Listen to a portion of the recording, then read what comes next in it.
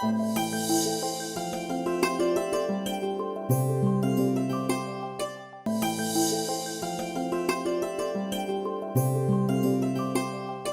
సంజీవిని ప్రేక్షకులకు స్వాగతం.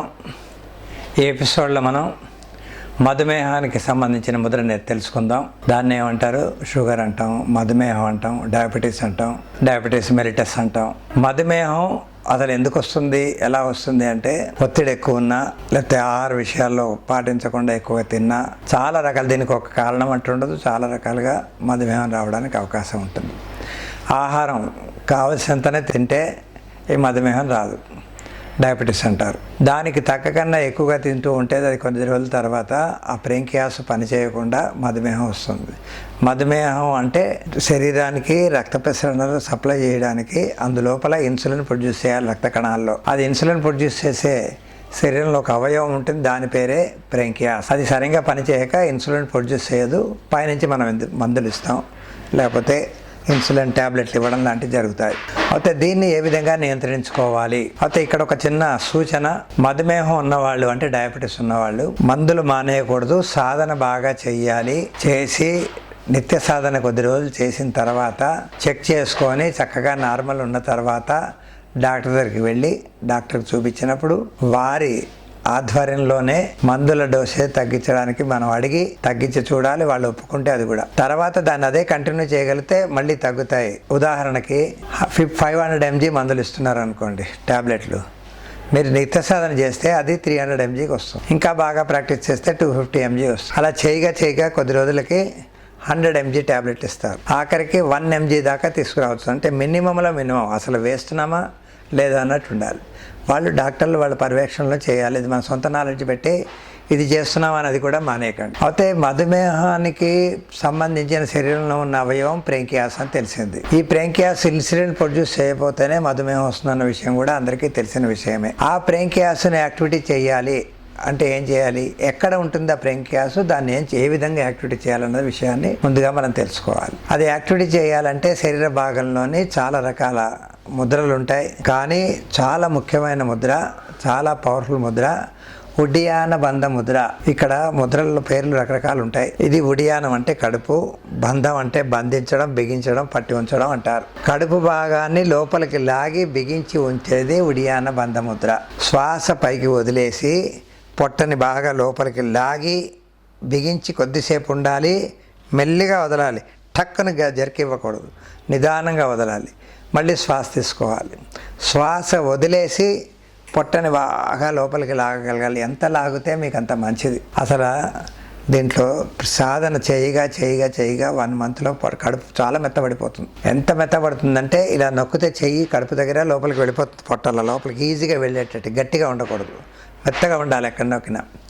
మనకు తెలుసు పూర్వకాలంలో డాక్టర్లు ఏం చేసేవారు, కడుపు నొక్కి ఇలా చూసి వేలు పెట్టి 2 చేతులతో నొక్కి పెట్టి దాన్ని బట్టి మందులు ఇచ్చేవారు. లేకపోతే నాలిక చూపించో, లేకపోతే కళలో ఇలా చూసో, ఈ 3తోటే మందులు ఇచ్చేవారు. ఇప్పుడు అంతా డయాగ్నోస్ సెంటర్లో ఆ రిపోర్ట్స్ని బట్టే మందులు ఇస్తున్నారు. ఇంత తేడా వచ్చేసింది, అంత మార్పు కూడా వచ్చింది కదా, అంత టెక్నాలజీ డెవలప్ అయింది కూడా. అయితే ఇక్కడ మనకి డయాబెటీస్ తగ్గడానికి పొట్టని బాగా లాగ్గానే పొట్ట లోపలనే ప్యాంక్రియాస్ ఉంటుంది. నాభికి కింది భాగంలో, ఇంకా చెప్పాలంటే పొట్ట కింది భాగంలో, పొట్ట ఈ విధంగా మనం తిన్న పదార్థాలన్నీ ఎక్కడ పడతాయి, కడుపు భాగంలో, దాని కింద ఉంటుంది ప్యాంక్రియాస్.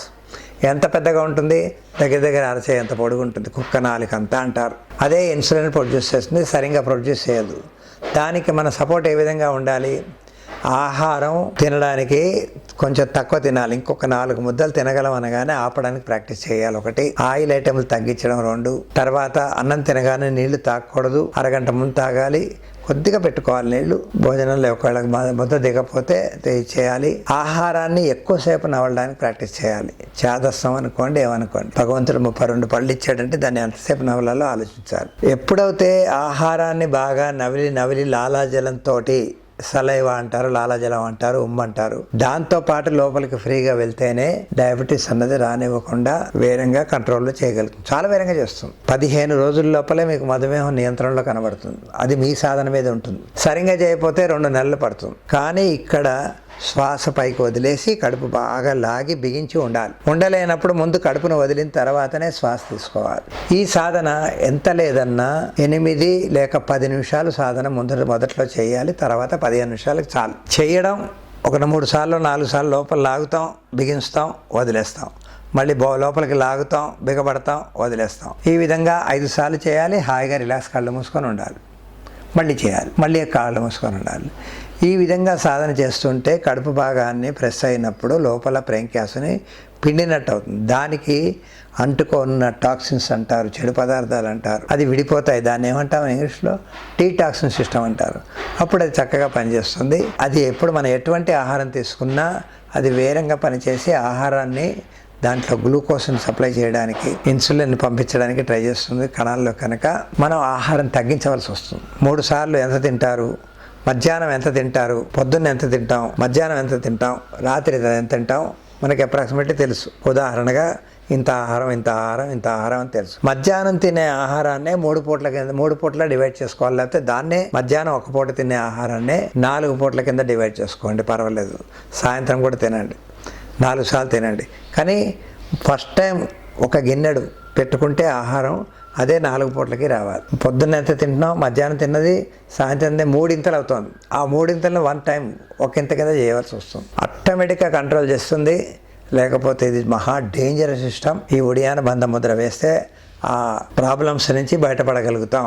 ఏమిటి డేంజర్ ఇక్కడ? మనకు తెలియకుండానే మన కాళ్ళలోని తిమ్ములు రావడం, కాళ్ళలో నరాలు దెబ్బతినడం, కళ్ళలో నరాలు దెబ్బతినడం, రెటినోపతి, డయాబెటీస్ రెటినోపతి అంటారు. తర్వాత గుండెకి సమస్యలు రావడం, తర్వాత తలలో నరాలు ప్రాబ్లం చేయడం, కిడ్నీ, ఈ 5 అవయవాల మీద చాలా స్లోగా తినేస్తుంది. అందుకోసం దీనికి తప్పకుండా ఆహారాన్ని తగ్గించాలి. మీరు తింటున్నది మధ్యాహ్నం పూట తిన్న ఆహారాన్నే 3 పూటలకి డివైడ్ చేసుకున్నట్టు తినాలి. అంటే మధ్యాహ్నం తిన్న అన్నమే కాదు. పొద్దున్న ఇడ్లీ తిన్నారనుకోండి, 3 ఇడ్లీలో 4 ఇడ్లీలు తింటారు. దాన్ని తగ్గించండి. 1 ఇడ్లీ లేకపోతే 2 ఇడ్లీలు. అది కూడా ఎక్కువసేపు తినాలి, చాలాసేపు తినాలి. గబ్బా ఇది 1 ఇడ్లీ నోట్లో పెట్టేటప్పుడు మళ్ళీ ముద్ద, మళ్ళీ నోట్లో పెట్టేటప్పుడు మళ్ళీ ముద్ద కాదు, చాలాసేపు నవలవలసి వస్తుంది. ఈ మధుమేహాన్ని తగ్గించడానికి చాలా ముఖ్యమైన సిస్టమ్ ఉడియాన బంధం. ఈ విధంగా చేతులు కలిపుంచి అరచేతులు తిప్పాలి. తిప్పి మోకాళ్ళ దగ్గర పెట్టుకుంటే శ్వాస బాగా తీసుకుంటుంది. దీంట్లో ఈ విధంగా పెట్టినప్పుడు శ్వాస బాగా తీసుకుంటుంది. కింద వరకు శ్వాస నింపబడుతుంది. ఎందుకు? ఇక్కడ దీనికి కారణం ఏమిటి? ఈ విధంగా చేతులు జ్ఞానముద్రలో పెట్టి ఈ విధంగా పెట్టినప్పుడు నాభి వరకు శ్వాస ఎలా నిండుతుంది అంటే, ఇక్కడ ఒక ముఖ్యమైన విషయం. చేతికి ఇక్కడ ఎముకలు ఉంటాయి, ఇక్కడ ఒక ఎముక ఉంటుంది కదా. మణికట్టు నుంచి మోచేయి దాకా 2 ఎముకలు ఉంటాయి. ఈ విధంగా స్ట్రైట్గా ఇక్కడ ఒకటే బోనం ఎముక ఉంటుంది. ఈ మణికట్టు దగ్గర నుంచి ఉండే ఎముకని మనం ఈ విధంగా పెట్టినప్పుడు స్ట్రైట్గా 2 ఇలా తిన్నగానే ఉంటాయి. ఒక స్ట్రైట్ గీత గీసినట్టు ఇలాగా 2 కలిసి పక్కపక్కనే.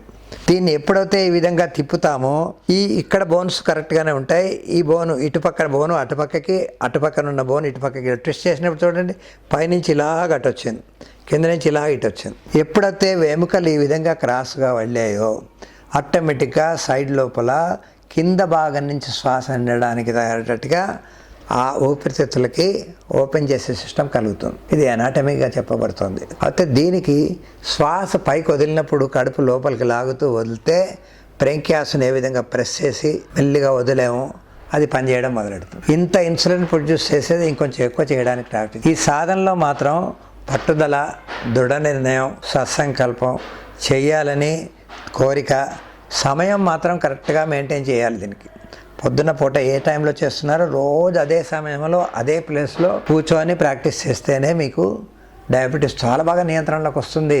ఫస్ట్ డే రిపోర్ట్ తీసుకోండి, 15 రోజుల తర్వాత రిపోర్ట్ తీసుకోండి. ఓన్లీ ఉడియాన బంధం ఒక్కటే చేసి చూడండి. ఆ ఫలితాలు ఎంత బాగా కనిపిస్తాయో ఆశ్చర్యపోయే రిజల్ట్స్ వస్తాయి. డాక్టర్లు కూడా తగ్గించలేనటువంటి ట్రీట్మెంట్ చేయగలం. మనం ఏమనుకుంటాం, డయాబెటీస్ ఉంది, ఇప్పుడు నాకు లేదు. ఎందుకు లేదు? మందులు వేసుకుంటున్నా కనుక కంట్రోల్లో ఉంది అంటారు అందరూ. ఎలా కంట్రోల్ ఉంటుంది? మందులు వేసుకుంటేనే కంట్రోల్ ఉంది. ఒక్కరోజు మానేసి చూడండి ఎంత లెవెల్లో ఉంటుందో డయాబెటీస్ అర్థమవుతుంది. దాన్ని నొక్కి పెడుతోంది. మందులు ఏం చేస్తున్నాయి? వాటిని ప్రెస్ చేస్తున్నాయి. ఇది న్యాచురల్ సిస్టమ్, ప్రకృతి సహజం. కడుపుని లోపలికి లాగి బిగించి ఉంచడమే ప్రకృతి సహజం. ఆటోమేటిక్గా న్యాచురల్గా పనిచేస్తుంది. వితౌట్ మెడిసిన్ పనిచేయగలుగుతుంది. చేస్తూ డాక్టర్ని అడిగి డోసేజ్ తగ్గించాలి. మరొకసారి చెప్పబడింది, తెలుసుకోండి, సాధన చేసి చూడండి.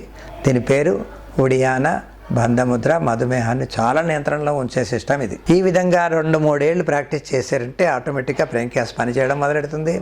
మందులు అవసరం లేదు.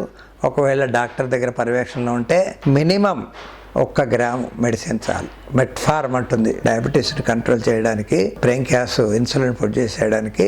ఆ మందుల్లో మెట్ఫార్మ్ ఉంటుంది. మీకు ట్యాబ్లెట్లు ఇస్తారు, దాని మీద చిన్న రాసి ఉంటాయి, జాగ్రత్తగా భూతద్దం పెట్టి చూస్తే తెలుస్తుంది. అది ఆటోమేటిక్గా ప్రొడ్యూస్ చేసే సిస్టమ్ రావాలి శరీరంలో, అప్పుడే కదా మనం తగ్గుతుంది. తగ్గాలంటే శ్వాస వదిలి కడుపులో లాగి కొద్దిసేపు ఉండి మెల్లిగా వదలాలి. ఇది మధుమేహ ముద్ర.